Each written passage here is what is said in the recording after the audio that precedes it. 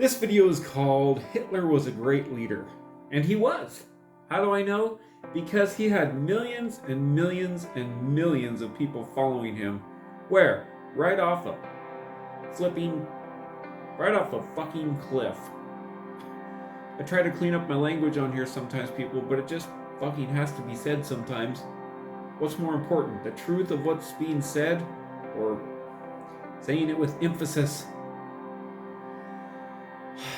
So, Hitler, being the fantastic leader that he was, led millions and millions and millions of people right off the fucking cliff, boy. Anybody need any evidence for that? What's the point? The point is that dynamic is still going on today in the world.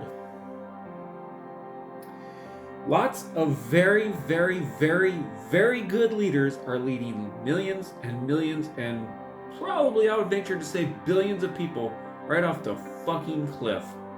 Spiritually, mentally, emotionally, in any number of ways, depending on the arena, depending on the subject, depending on the people.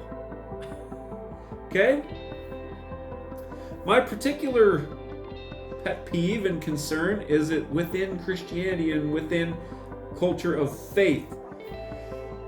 I'm going to tell you, people, I'm going to tell myself, I'm going to remind myself, I'm never preaching at you. It's always us, right? We're all in this together, to use a contemporary term, but in a truthful, real way. What was I saying? Tried to qualify myself so much I forgot what I was saying. Oh. In Christian culture, there are a lot of popular, well-spoken, and mainly influential people leading people where they don't need to go. I don't mind saying it, folks. I will not name names unless the Lord tells me to. Usually I don't. But how do I know? Because I've followed them off the cliff already, and I'm never fucking doing it again. Does it mean I'm not going to listen to them? No. It just means that I'm going to listen to the Spirit of Truth first, and listen to the shepherd and the guardian of my soul, Jesus himself, first, before I listen to those people to check and see if they're leading me to the right places, or if they're telling me the truth. Guaranteed, boy. Not going to make that mistake again. Being a great leader does not equate with taking people and leading people where they need to go. Necessarily. In and of itself, it doesn't. Okay?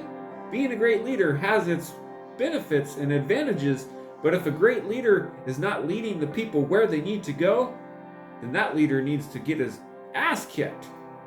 Or hers, whoever it is.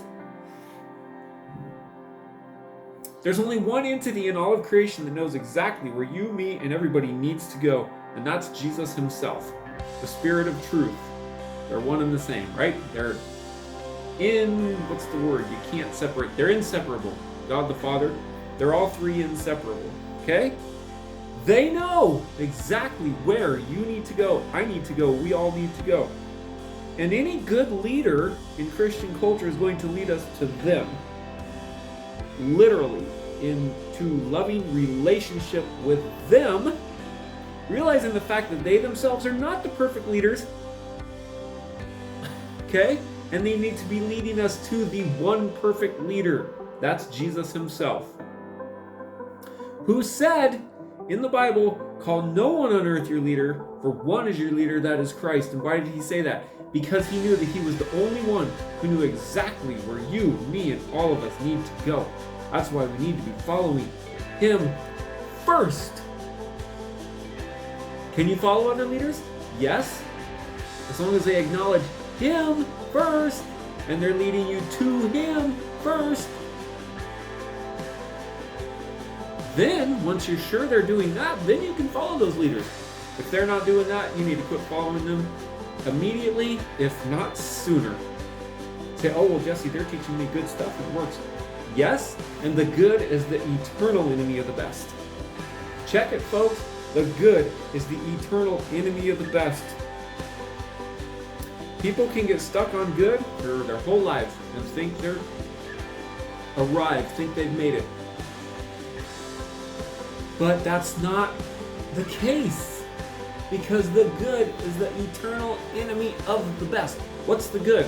All the Christian stuff. Doing all the right stuff, all the Christian disciplines, all the things we're supposed to do, all the Bible study, all the prayer, all the church attendance, all the service, every Christian discipline, fasting, growth, all these things that you can do that are really good things, becoming a better leader, they're all good, great things. And there's nothing wrong with them, except if they take the place of and or lead you away from love with Jesus himself. If they're doing that, you need to stop them and do something else. If they're not doing that, then go ahead and do them. But back to my original point. It is dangerous to follow leaders simply because they're leaders. It is dangerous to follow highly influential people who do not know where you need to go. Hitler was a great leader, but you don't need to follow him, and neither do I. Thank you, and have a nice day.